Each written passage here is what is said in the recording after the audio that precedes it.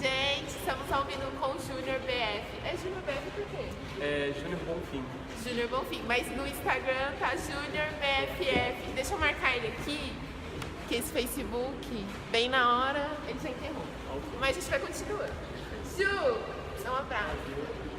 Gente, o Júnior já foi meu personal trainer. Personal training. E como que é esse altos e baixos da educação física?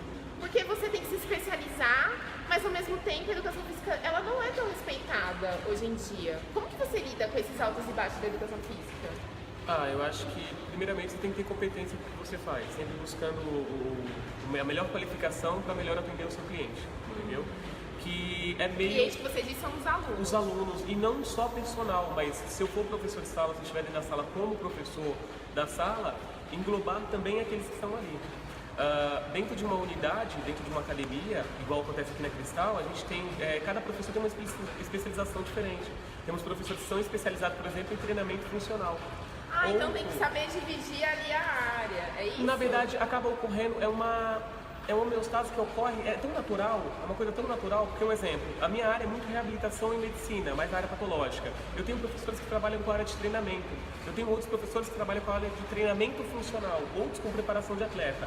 Então é uma coisa muito dinâmica e tem uma sinergia bacana. Só que os altos e baixos da educação física, ele vem muito para quem fica parado. Essa é a grande realidade. Porque o indivíduo... Todo profissional, né? Eu, por exemplo, o jornalista, se ele fica muito parado no estudo, ele perde no tempo. A mesma coisa a educação física. Exatamente. Um jornalista, por exemplo, que não lê um jornal, que não tem conhecimento da história, que não tem uma leitura ativa, ele não tem como formar opinião, argumentar. Como ele argumenta uma coisa que ele não tem noção? Porque assim como a área da saúde, a área do jornalismo muda muito rápido. Sim. Notícias estão explodindo a todo esse momento agora. Muitas coisas mudaram. A gente tem que parar por política. Temos que parar agora para escutar o rádio para saber o que aconteceu nas últimas 3 horas. E qual a comparação com a educação física? A educação física e a área da saúde muda muito rápido o tipo de treinamento. Porque um exemplo, o treinamento aeróbico contínuo, que antes era muito bom para queima de gordura, hoje já pede um treinamento HIIT, que é o treinamento intervalado de alta intensidade, ok? E isso são estudos. Todo ano sai algum estudo, ou afirmando uma tese que já existe, ou indo em contra. Só que às vezes, ou na grande maioria das vezes, esse vai em contra não é uma solução. Ele fala assim, ó, não funciona. Aí você pergunta, aí o que funciona? É necessário mais estudos para saber. Entendeu? Então a área da saúde ela tem isso, ela está mudando a todo momento. O que funciona hoje, talvez amanhã não funcionará também. Talvez amanhã precisará de uma combinação para funcionar. Antigamente a gente colocava o indivíduo na esteira 1 hora, um exemplo clássico de academias por aí, né? A gente vê muito isso. Nós colocávamos, nós não, eu nunca fiz isso, mas você vê os professores colocam os alunos 1 hora na esteira e para ele aquilo ali é ótimo para queimar gordura, funciona aquela beleza. E não é o correto, então? Eu não diria que não é o correto. É o correto em alguns casos. Primeiro, 1 hora é um excesso muito grande para todas as articulações, até preso pelo impacto. Quando a gente escolhe um tempo tão grande de atividade para o indivíduo, a gente visa, por exemplo, o peso dele. Se ele é um indivíduo obeso, a gente sabe que ele não pode ficar muito tempo, ele não tem capacidade de fazer um treinamento de alta intensidade, ele não tem uma preparação para aquilo. Só que em contrapartida, se eu deixo esse indivíduo na esteira 1 hora, eu sobrecarrego a articulação, eu sobrecarrego o sistema linfático, eu sobrecarrego o sistema cardiovascular e por aí vai, ok? Fora que a gente está falando de indivíduo obeso, o indivíduo ele tem um atrito de pele muito grande, eu ainda acabo causando lesões, inflamações, eu acabo causando alergias e por aí vai. Gente, isso porque o cara fica 1 hora na esteira e causa tudo isso, então não é o correto. Então Sim. Se algum professor falar, olha, mas tem avaliação física também, não tem? Antes de eu terminar essa frase, tem uma avaliação física, porque se a pessoa vê que ele precisa ficar 1 hora ou não, sou leiga no assunto. Sim, olha, o que acontece? O indivíduo fica 1 hora na esteira, por que ele fica 1 hora na esteira? Essa é a pergunta a se fazer. Ele fica na esteira 1 hora porque ele é obeso e não consegue fazer um treinamento de alta intensidade. Ok, ainda assim seria muito para ele. Eu estou sobrecarregando uma pessoa que já tem um sobrepeso. Não, o indivíduo ele é cardiopata. Ainda assim a gente vai... O que é cardiopata? Cardiopata é um indivíduo que tem problemas cardíacos. Algum déficit da área cardíaca dele ali, ok? Ou do sistema vascular dele. O indivíduo é cardiopata. Ainda assim, dentro do indivíduo cardiopata, qual o grau de cardiopatia dele? Quais estruturas estão afetadas? Porque baseado na estrutura, baseado no que foi danificado, existem treinamentos que vão de encontro à melhora daquela situação. Okay? Então, nos altos e baixos, é se atualizar também. É se atualizar. Os altos e baixos da área Mas é pegar o livro, como que pegar o livro ou na tecnologia? Como que você vê a tecnologia entrando com força? Porque daqui a pouco, eu fiz uma pesquisa, as pessoas vão poder ver o problema psiquiátrico pelo exame de sangue. Eu vi algumas pesquisas. Como que vocês lidam com a tecnologia vindo tão forte, as pessoas elas debatendo informação com o professor? Como que vocês encaram isso? Então, Santo Google, né? Santo Google. Santo Google era legal. Santo Google, ele é sensacional porque a aluna sente uma dor no pé e ela descobre que é câncer. Que ela vai lá e associa todas as dores possíveis que relacionam a câncer ao pé. E aí, Júnior, como debater com o Google, então? Você sendo bom, você sendo um indivíduo que não se dá o luxo da monotonia, que não se dá o luxo de ficar sentado esperando a carruagem passar, como diz meu pai. Você sendo um indivíduo que, nos meses que você não consegue fazer um curso de especialização, você assiste uma palestra, porque a tecnologia está para ambos os lados. Ela não está só para você. Ela ajuda como ela atrapalha também. Atrapalha, porque se eu tenho conhecimento, eu posso debater com você. Eu posso te explicar melhor aquilo que você viu turvo no Google. Turvamente você viu uma notícia, você viu uma apresentação de uma patologia que não corresponde ao que você tem e eu posso te explicar melhor. Falar, não é desse jeito, olha, baseado nisso, você pode ter isso, mas quem pode ser melhor é isso? O médico. E aí o aluno ganha confiança pro instrutor? Ou sim, não? Ganha. Ou mesmo você sente essa dificuldade ainda, mesmo explicando, sentando e falando, você sente essa dificuldade de ganhar confiança dos alunos? A primeira coisa que você tem que colocar em corpo no aluno é que não há diferença de um professor de educação física para um médico. Não existe. Eu ia perguntar isso depois. Qual que é essa diferença? O médico trabalha com patologias e tratamentos. O educador físico trabalha com treinamento físico. Patologia? Doenças. Só que hoje em dia, quando você liga a televisão ele falando de diabetes, colesterol, problemas cardíacos, problemas ósseos, problemas articulares, qual é a recomendação que eles passam? Praticar exercícios físicos. Exercícios físicos, não é atividade física que tem diferença. Qual que é a diferença? Atividade física é minhas atividades diárias. Pegar o que eu faço diariamente. Não existe de mim um objetivo, ok? O exercício físico, sim. Estou ali com o objetivo de treinar a hipertrofia, melhora ou perder peso, ou melhorar o cardiovascular, ou melhorar o meu condicionamento físico. O exercício físico, ok? Então, o médico e o educador físico, ele não tem muita diferença. Aliás, ele só tem uma diferença. E o nutricionista, né? O nutricionista e o fisioterapeuta. E o fisioterapeuta também. Qual que é a diferença? A diferença do médico pro educador físico é porque o médico chega a fazer até 60 cursos por ano. É a média de curso que o médico faz. Ok? E quando eu falo fazer cursos, ele não está indo lá só assistir a palestra. Ele está indo lá captar o que ele viu na palestra e colocar em prática, estudar, ler mais. Porque não adianta eu chegar numa palestra, tentar assistir toda a palestra e sair dali vazio. Não aplicar em casa, não perguntar na palestra. Sim, não adianta. 60 cursos o médico faz. É uma média de cursos por ano que o médico chega a fazer. E um profissional de educação física? Hoje em dia, poucos professores que eu conheço chegam a 10 cursos anuais. E eles ainda não são respeitados, salário baixíssimo. A gente faz pesquisa em academia, os salários ainda de profissional de educação física são baixíssimos. Para ficar quanto tempo numa academia, basicamente, profissional físico? Varia de 6 a 8 horas. Muito tempo. E para aguentar não, trabalhar, ter o prazer de ajudar as pessoas a terem mais saúde. Mas Júnior, eu tenho uma visão diferente do salário do educador físico. A culpa do salário do educador físico ser baixo é dele mesmo, ok? Primeiro porque eu tenho uma demanda de formados muito grande e eu formo esse profissional de qualquer maneira, jogo no mercado e que se exploda o resto. Enquanto em medicina, o médico ele não passa numa faculdade de qualquer maneira, ele não termina a faculdade dele de qualquer maneira. Okay? Algumas instituições de formação de graduação têm até prova de proficiência. Se eu tivesse proficiência, por exemplo, me formei em educação física, eu tenho que prestar uma prova para mostrar que eu tenho conhecimento para retirar o meu CREF. CREF é o Conselho Regional de Educação Física, eu tenho uma cédula do CREF. É o número. Exatamente. O médico para tirar o CRM. Assim como o jornalista tem o MTB e o advogado a OAB. A OAB e um advogado para ele tirar o registro dele, o que ele tem que fazer antes? Ele tem que prestar uma prova mostrando que ele é... Pagar o bem. Exatamente, pagamos também, 600 e 600 e poucos reais anualmente. Ele ainda tem que pagar e ainda na academia a gente reclama quando o professor vem corrigir a gente. Acontece muito isso, acontece. E Júnior, vamos pro ponto. Qual que é a importância da gente ter um personal ao nosso lado? Porque um personal é quase um amigo. Ele enchia meu saco, gente. Era terrível. Mas eu tinha que fazer. E eu senti uma diferença muito grande em semanas dos exercícios do Júnior. Então, qual que é essa importância de ter um amigo personal ali ao lado para fazer os exercícios? A gente sabe que é para não errar, mas tem uma importância a mais? Sim, o que acontece? A gente tem muitas vezes, vamos colocar em um horário mais suave, a gente tem 2 professores na sala. Quantos alunos fazem circulação durante 1 hora? 30, 40 alunos? Então são 2 professores para 30, 40 alunos. Estou colocando o período da tarde. Uma academia aí de porte médio a grande, ela tem uma rotação assim, de 30, 40 alunos, até 50 alunos no período da tarde. Então são 2 professores para 50 alunos. Ok? Então o professor, enquanto ele te corrige aqui, ele arrumou tua postura, mostrou o exercício, falou como respirar, qual a carga que você vai ter que manipular, cada série, cada repetição, a cadência, que é o tempo de execução do movimento, ele girou e foi ajudar outro, você é leigo, você não conhece.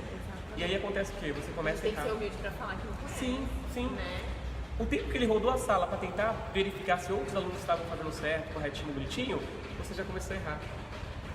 Você vai terminar aquele exercício errado e muitas vezes ele não vai conseguir voltar para te orientar naquele momento. E aí vira um ciclo de erros e erros e erros que o resultado a gente já sabe qual é lesão. É as famosas ites ou osas, tendinites, bursites, artroses, tudo que degenera ou tudo que inflama num grau muito alto. Primeiro a inflamação, quando não tratada, a degeneração tecidual, ok?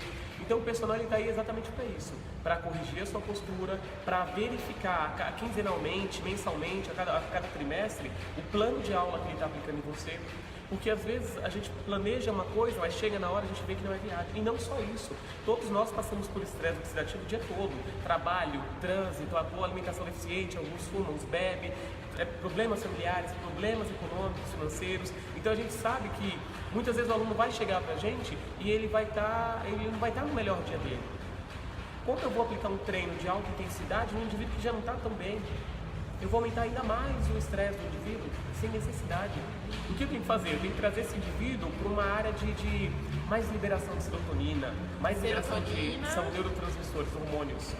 Entendeu? Então eu tenho que trazer esse indivíduo para a liberação de mais serotonina, deixar esse indivíduo mais relaxado, mais calmo, Então, por que não mudar a aula daquele indivíduo naquele dia? Eu saio do meu plano de aula e aplico uma aula diferenciada para que você consiga executar com perfeição os exercícios, para que a gente naquele dia consiga um bom rendimento seu e para que não haja risco de lesões, ok? Então a importância do personal é essa. As lesões não vêm agora, vem quando a gente vai ficando mais velho, é isso, Júlio? Nem sempre. Você pega, por exemplo, corredores de rua amadores, acho que é amadores se fala. No caso dos amadores, você vê que o pessoal começa a treinar por conta própria e 15 dias, 20 dias depois eles estão com alguma inflamação em alguma articulação.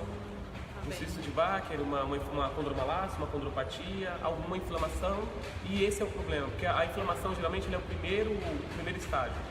Do primeiro estágio até a degeneração ocorrem vários outros fatores até levar à degeneração. Isso no joelho? No joelho, no pé, no quadril.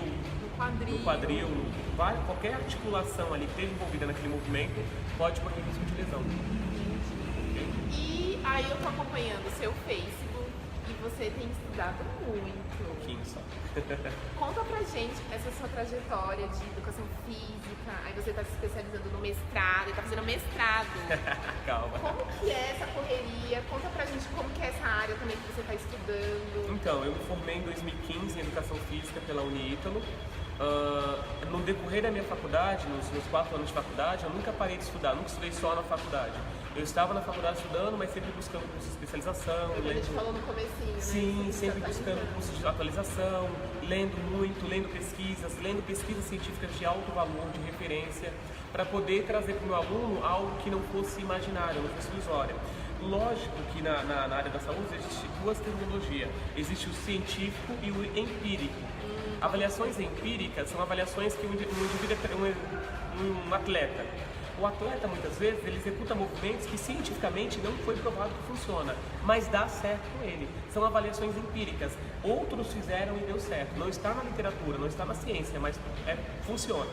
lógico que aí eu tenho que tomar cuidado, o que é empírico e o que é imaginação, o que é invencionice, que acontece muito isso. As pessoas fazem leg de cabeça para baixo e acham que aquilo ali é algo que vai mudar alguma coisa. Mete um leg de ladinho e acha que é uma coisa que vai, nossa, revolucionar o glúteo. Enquanto o arroz com feijão geralmente é o melhor.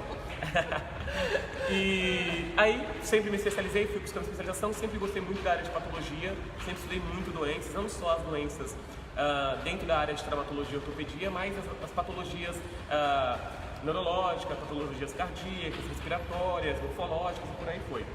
Quando eu me formei, eu fiquei mais um ano parado assim, não estudando numa instituição, porém continuei lendo muito, sempre gosto de, no meu Instagram mesmo tem diversos livros que eu leio. Ele divide nas redes sociais, o conhecimento dele é bem legal. Diversos livros que eu vou lendo, eu vou terminando um, já estou com a mente no outro que pode complementar aquele, então eu sempre busco complementação de conhecimento. Eu nunca leio uma área e depois vou ler outra. Não, eu leio essa área, se eu tenho dúvida, eu procuro outro livro de outro autor. Você tá lendo alguma coisa de neuro, não tá? Sim, eu sim. Vi no seu Instagram, você fez uma montagem lá de neurônio. Sim, de como funciona as áreas, uma base da neurologia. Eu falei sobre neuroplasticidade.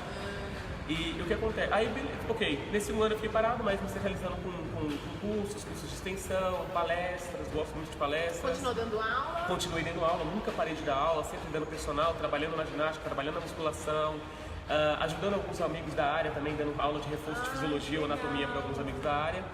E quando foi agora em 2017, eu iniciei a pós-graduação em lesões e doenças musculoesquelética pela faculdade FMU.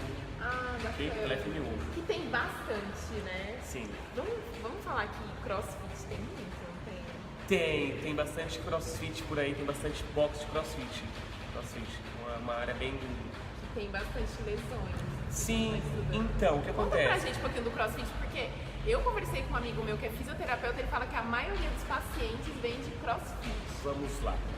É perigoso, A gente estudou isso há uns 2 meses atrás dentro da pós de lesões e doenças musculoesqueléticas. Falamos do CrossFit. O CrossFit é uma modalidade como qualquer outra. Como uma aula de ginástica, por exemplo. O aluno pode ter lesões fazendo uma aula de step minha. Pode ter uma lesão fazendo uma aula de body pump, uma aula de jump. Fazendo alongamento, não? Fazendo alongamento, ele pode ter uma lesão. Então ele pode ter uma lesão pelos mais variáveis motivos. Fatores assim, você muitas vezes não previu e falou, putz, são coisas que realmente você não estava previsto ali, vai acontecer, simplesmente acontece. O CrossFit é uma modalidade. Nós tivemos aula com a doutora Carla e ela até brinca, né? Ela só critica aquilo que ela fez, e ela fez o CrossFit. E ela fala, para aqueles que querem se sentir atleta, competitivo, que querem buscar que tem aquela ânsia de competição, o CrossFit é a pegada exata, a pegada certa. Perfeito. Só que o mal do indivíduo é que ele associa apenas uma modalidade como necessária. Se o indivíduo pratica aulas aeróbicas, ele precisa praticar musculação para fazer um fortalecimento. Porque esse fortalecimento ele vai ser o quê? Uma prevenção de lesões. O mal do CrossFit hoje em dia não é o CrossFit em si, o CrossFit é uma modalidade. É tanto que se fosse tão lesivo, tão negativo assim, a gente não teria mais box aberto. Já teriam fechados, ok? E bem pelo contrário, se você olhar, num bairro muitas vezes tem 6, 7 boxes de CrossFit todos cheios. Só que o que falta é preparação muscular para evitar lesões. O que falta é mobilidade articular, falta flexibilidade, falta correção postural. Porque se o indivíduo tem uma postura assimétrica e ele tenta fazer um movimento que exige muito refino do sistema motor, do sistema neurológico, se ele tem uma simetria, automaticamente aquela simetria ela vai sobrecarregar mais. E talvez naquela simetria é onde ele vai ter a lesão.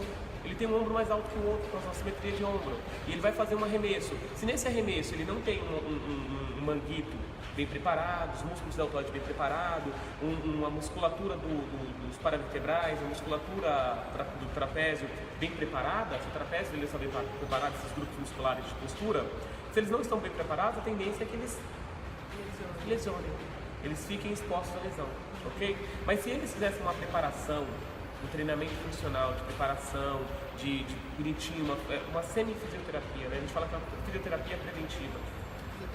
Preventiva. Qual que tem uma diferença? Na verdade, a preventiva, quando a gente fala preventiva, né? Preventiva o indivíduo faz para melhorar a mobilidade articular, para melhorar possíveis inflamações que ele já teve. É a avaliação física, a grosso modo é a avaliação física, a fisioterapia preventiva. Não, a avaliação física preventiva é igual nós fazemos, por exemplo, a musculação preventiva. O indivíduo não vem aqui para pegar peso, ele vem aqui para fazer um fortalecimento muscular para se prevenir de possíveis lesões, assimetrias. A grande tem indivíduos que tem uma simetria de ombro, ele vem para cá. Por causa da estética? Não, para corrigir essa simetria. Para fazer um fortalecimento bonito.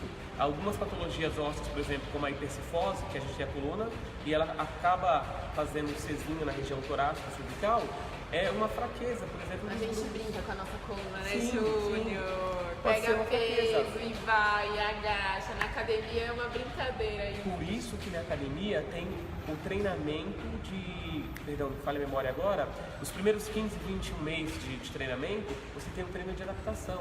O que é o treino de adaptação? Nada mais, nada menos que o fortalecimento de músculos que vão ser recrutados lá na frente com um treinamento mais intenso. Só que a grande maioria dos indivíduos não leva isso a sério. Ele entra, ele quer já chegar e arrebentando tudo, e pegando, e vamos lá, e vamos colocar carga. Não é assim. Eu tenho que fazer uma preparação para esse indivíduo. É igual quando eu pego um aluno personal, você lembra?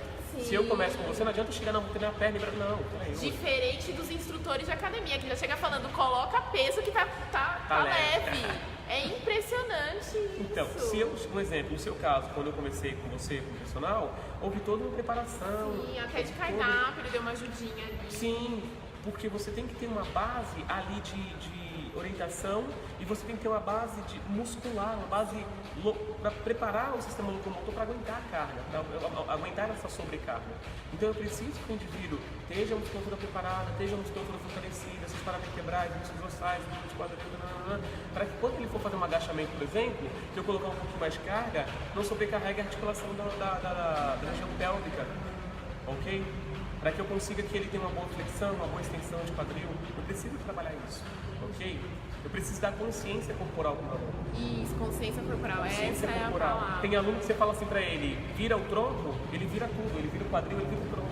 Enquanto tem indivíduo que você vai falar, vira o tronco, ele vai saber virar só o tronco. É dissociação, chama-se dissociação. Se eu não trouxer essa consciência corporal para você, como eu vou poder explicar, falar, Magda, na remada baixa, exercício de remada baixa, faz uma mobilização escapular para mim, aproxima a sua escápula e alonga a sua escápula, sem fazer flexão de cotovelo. Só a escápula. Eu faço flexão de cotovelo, acabei de crer. Entendeu? Por quê? Porque você falta o quê? Consciência corporal. Consciência Se tem uma consciência corporal, é eu consigo verdade. trabalhar bonitinho. Eu acabei de crer, gente. E facilita o trabalho do professor também. Mas quando eu puder investir de novo, o Júnior já tá vendo. Júnior, vamos falar de uma coisa que eu acho muito perigosa, porém, eu acho boa também, entre as... Tá, eu sou leiga, mas sei lá, vamos falar de jejum intermitente? Porque as mulheres adoram fazer um jejum intermitente. Eu adoro fazer um jejum intermitente. Qual que é o perigo do jejum intermitente e quais são as vantagens? Tem alguma vantagem? Olha, para falar profundamente de jejum intermitente, eu teria que solicitar uma nutricionista. Isso. Porque é igual Então que eu vamos na brinco. base dos seus conhecimentos? Sim, Pode ser é igual assim? eu ia falar agora. Com base no que eu conheço, Magda, o que define, o que caracteriza remédio e veneno é a dose. Tudo é a dose, Magda. Tudo de mais faz mal, tudo de menos pode fazer mal.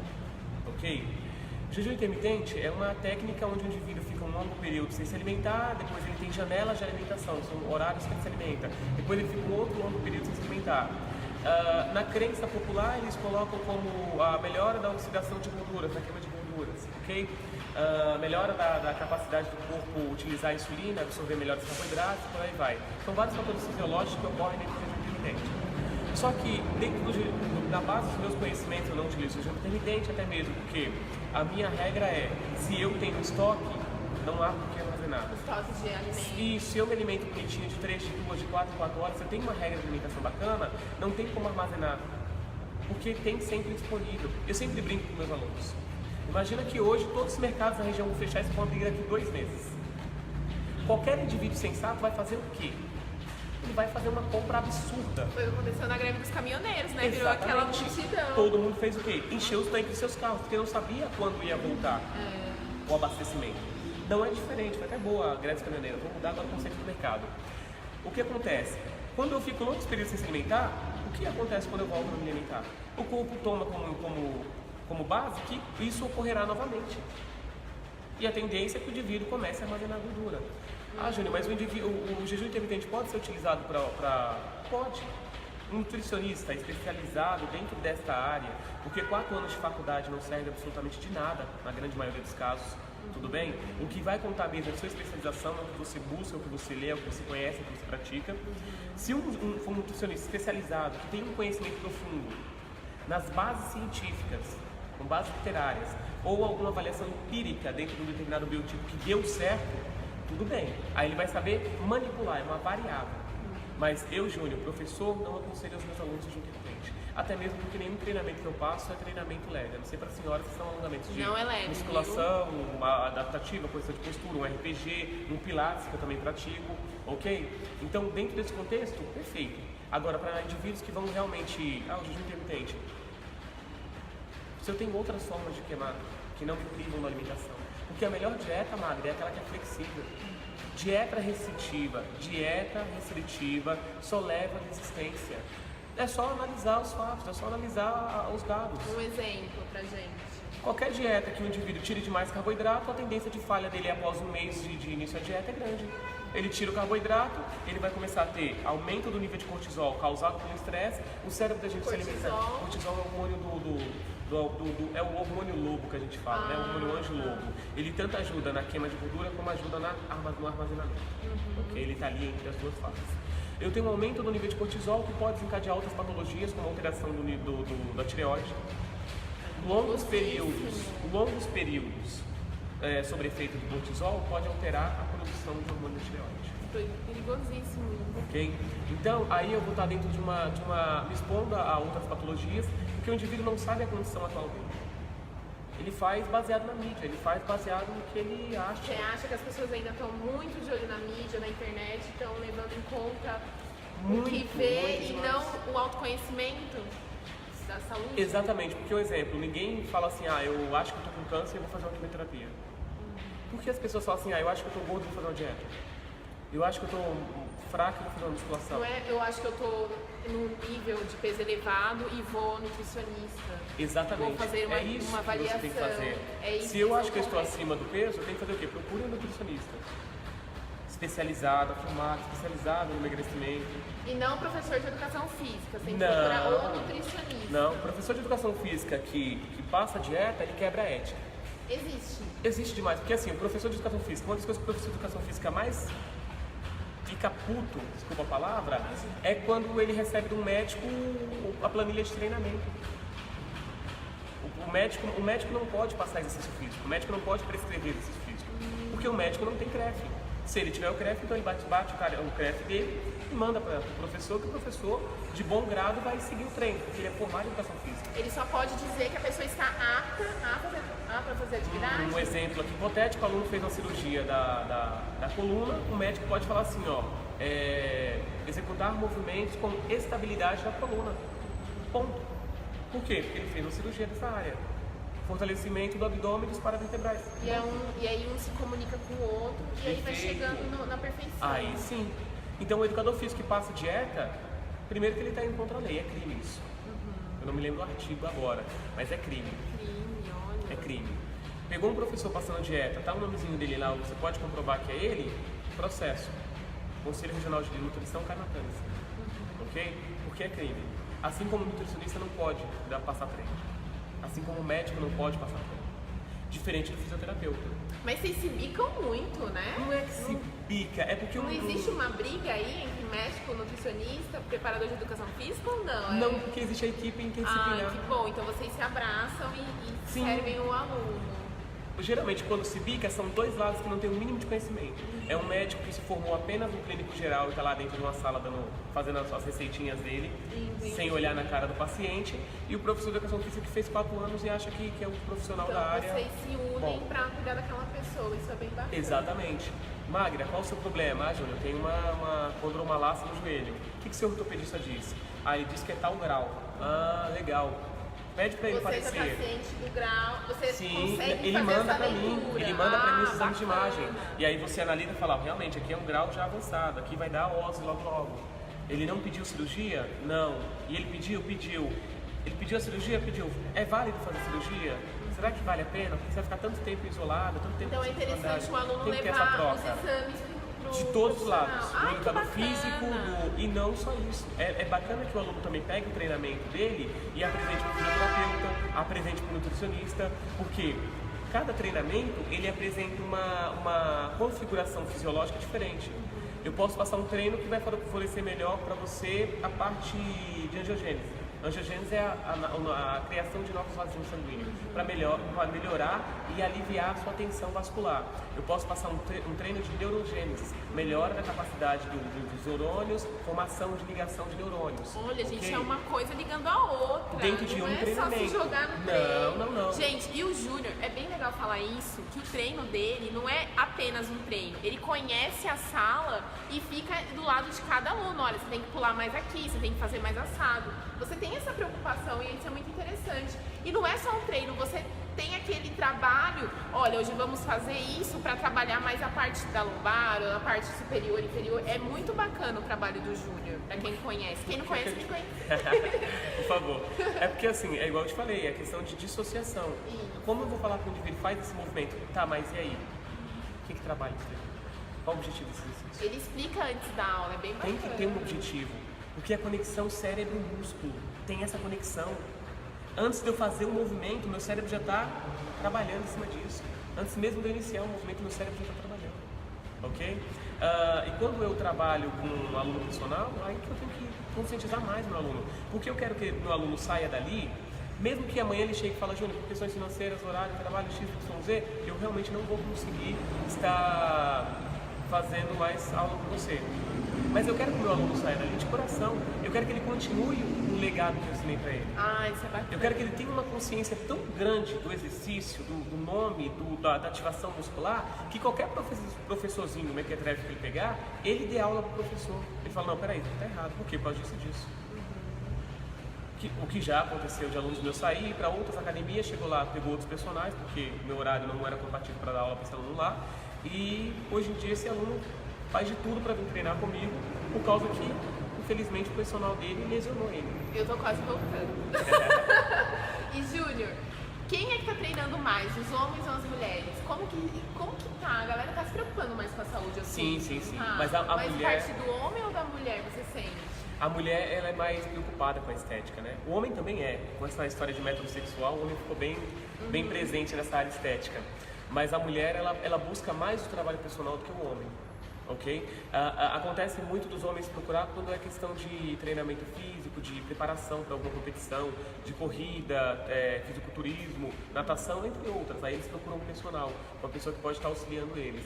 Mas a mulherada, geralmente, elas são mais ativas. E agora no verão vai começar, né, Júnior? Chegou no verão, chega o momento dos milagres, né? O momento do milagre é agora. O que é? A gente vem de túnica e tudo mais. Como que é o nome daquela pessoa que atleta no verão? Porque tem gente que é atleta no feriado, tem gente que é atleta aos finais de semana e é perigoso. Você tem que manter uma atividade física. Eu tô falando errado? Você tem que manter uma atividade física diária. Mas tem gente que quer ser atleta no feriado. 7 de setembro, hoje eu vou treinar. Não treinou o ano inteiro, chega no feriado ou final de semana e quer treinar. É perigoso. AVC, AVI e infarto. A grande maioria desses casos de pessoas de 40 e poucos anos que infartaram praticando exercícios físicos eram indivíduos que eram sedentários, foram jogar um futebol de final de semana, chegou lá, teve um problema, caiu.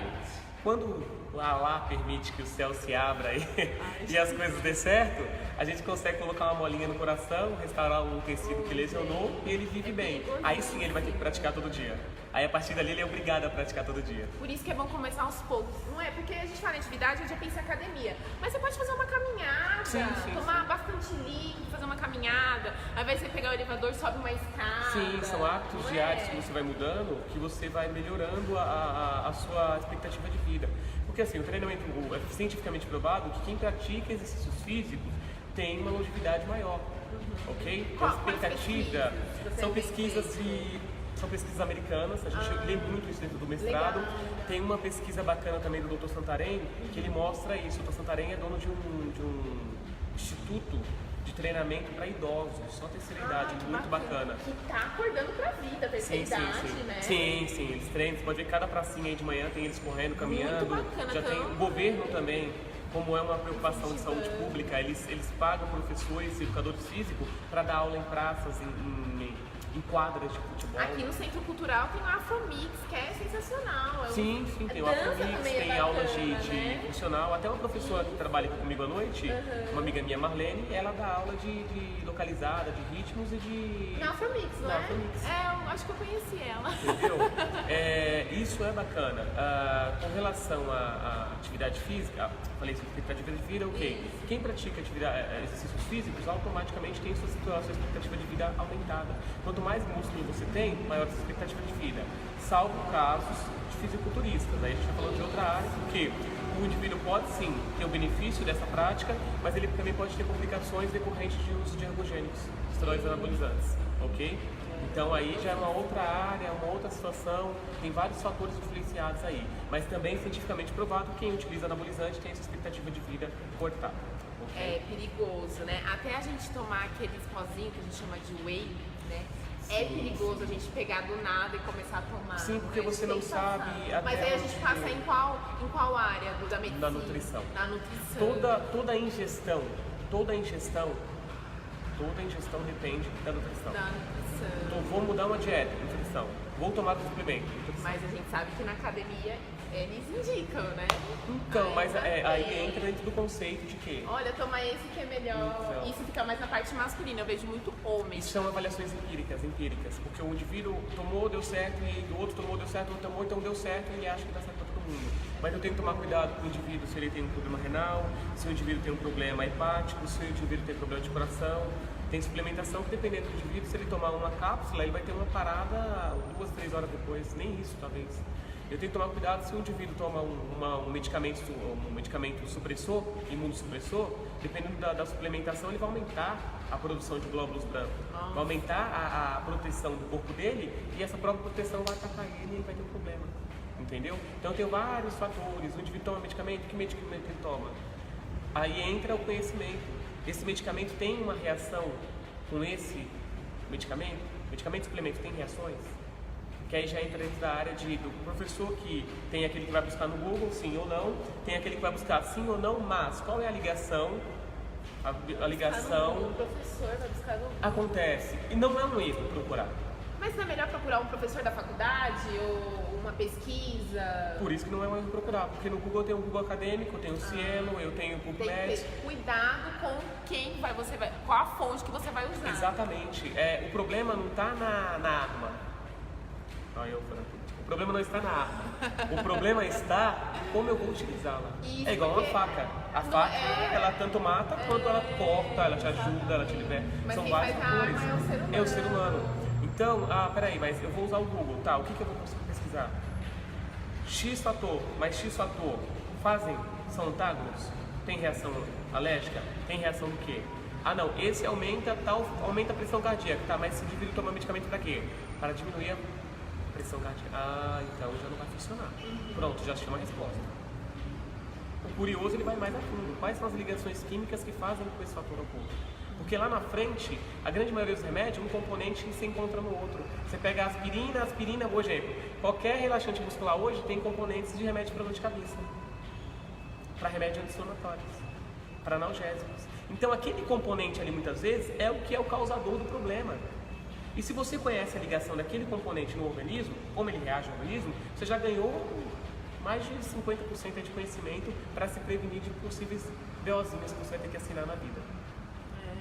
É uma dança das cadeiras da educação física. A medicina, a área da saúde, uma a área da saúde ela não é para quem tem preguiça de estudar. Se o indivíduo vai fazer educação física, medicina, qualquer profissão, Júnior, você tem que se atualizar, é importantíssimo. É importantíssimo você atualizar.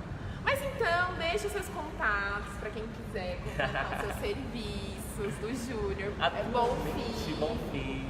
Como as pessoas fazem para te encontrar? Pode me contatar pelo Instagram. Eu acredito que você vai marcar. Junior Best Friends Forever. Isso, Junior BFF. Junior BFF.